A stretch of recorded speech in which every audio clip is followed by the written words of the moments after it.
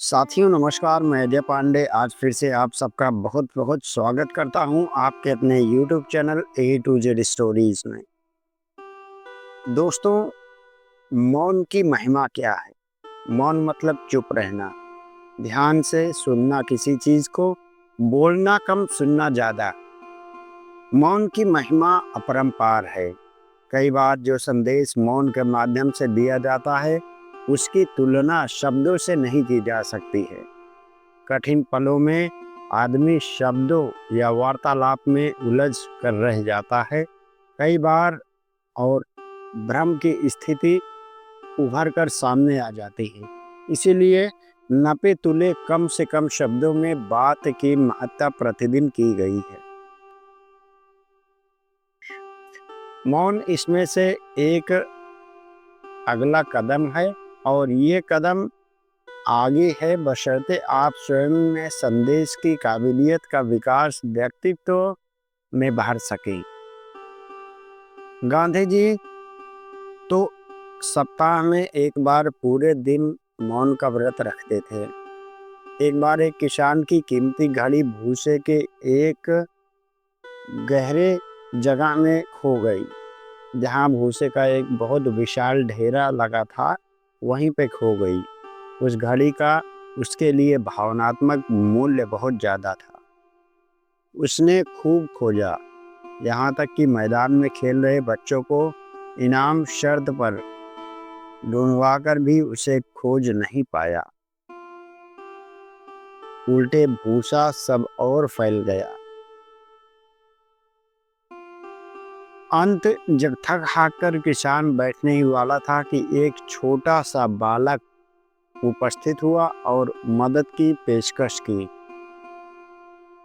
किसान ने एक पल उसकी छोटी उम्र के मद्देनजर उसे आश्चर्य के भाव से देखा तथा फिर हाँ कर दी। थोड़ी देर बाद देखा कि बच्चा घड़ी लेकर हाजिर हुआ तथा किसान की हथेली पर रख दी। पूछे जाने पर बालक ने बताया कि मैंने अधिक कुछ नहीं किया सिवाय इसके कि धरती पर कान गाड़ कर बैठ गया ताकि उस मौन वातावरण में घड़ी की टिक टिक को मैं सुन सकूं, और उसी की मदद से मैं आपकी ये घड़ी ढूंढ पाया हूं। दोस्तों, बात का निष्कर्ष सिर्फ इतना है कि अस्थिर मस्तिष्क से सदा हुआ मौन भी शांत मस्तिष्क अच्छी तरह सोच सकता है। अतः दिन में कम से कम एक बार अवश्य शांत तथा मौन रहकर अपने अंदर की आवाज को सुनना चाहिए। मन मस्तिष्क को साधना चाहिए।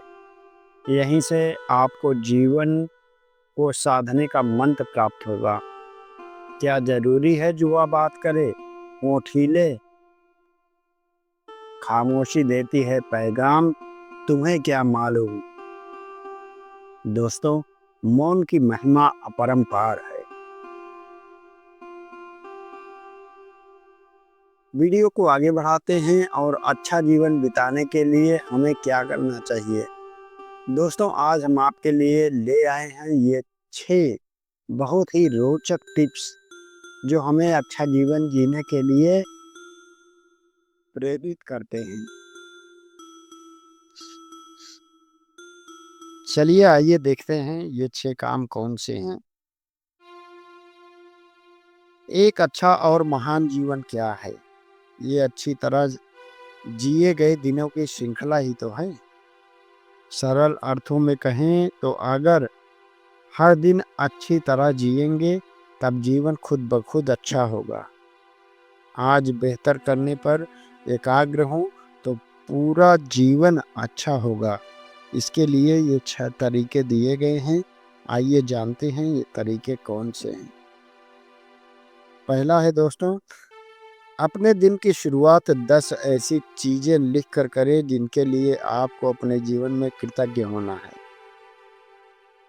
मसलन आपके रिश्ते, मित्र, कागजात, कामकाज इत्यादि हो सकते हैं। 30 मिनट का समय निकालकर अपना विवेक बढ़ाने वाला साहित्य पढ़ें ताकि आपका नज़रिया फिर से बहाल हो सके और आप खुद को प्रेरित कर सकें। दोस्तों, आज की दुनिया में बहुत बड़ी तादाद में लोग अपने बौद्धिक पोषण के बजाय टेलीविज़न देखने में ज़्यादा समय देते हैं। जबकि हम एक ऐसी दुनिया में रहते हैं जहां विचार ही सफलता के कच्चे माल हैं।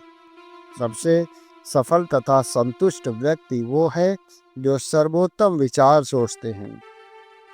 हम जो जानते हैं केवल उन्हीं के आधार पर कर्म कर सकते हैं, और जब हम बेहतर जानते हैं तो हम बेहतर चुन सकते हैं।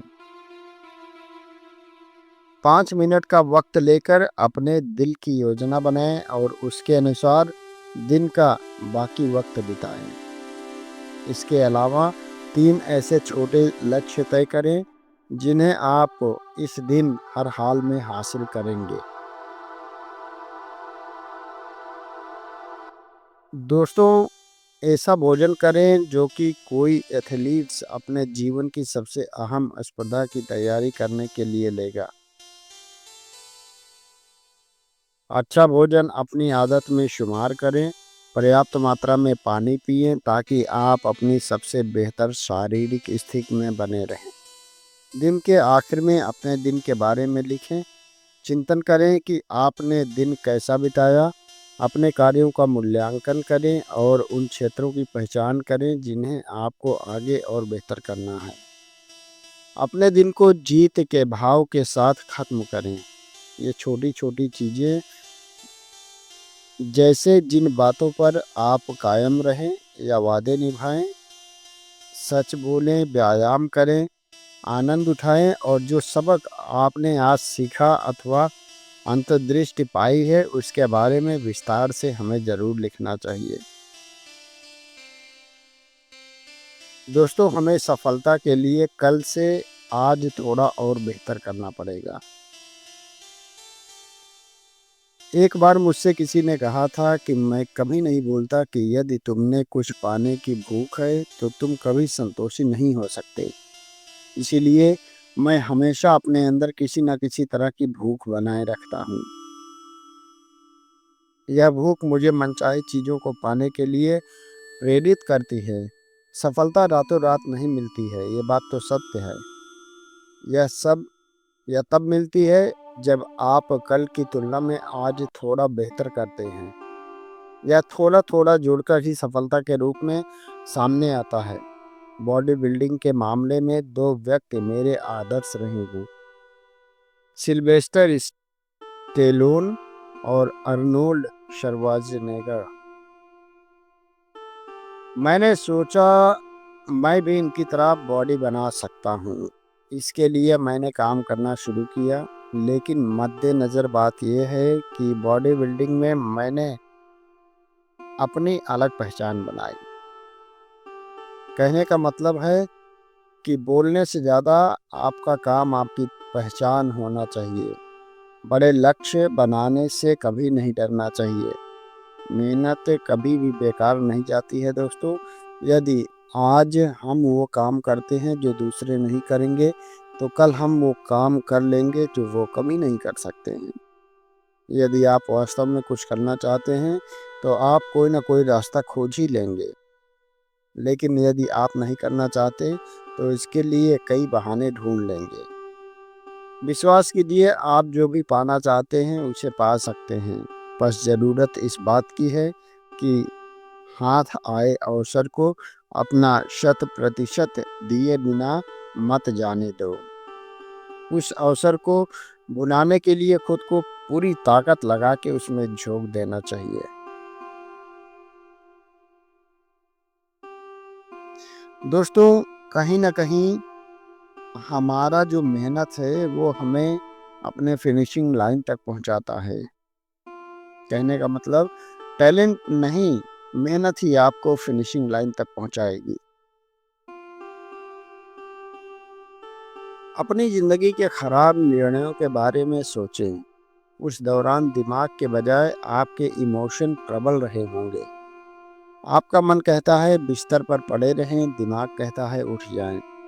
हमारा दिमाग भावनाओं से ज़्यादा मजबूत होना चाहिए। कई एथलीट्स से मैं कहता था कि तुम NBA जाने लायक नहीं हो।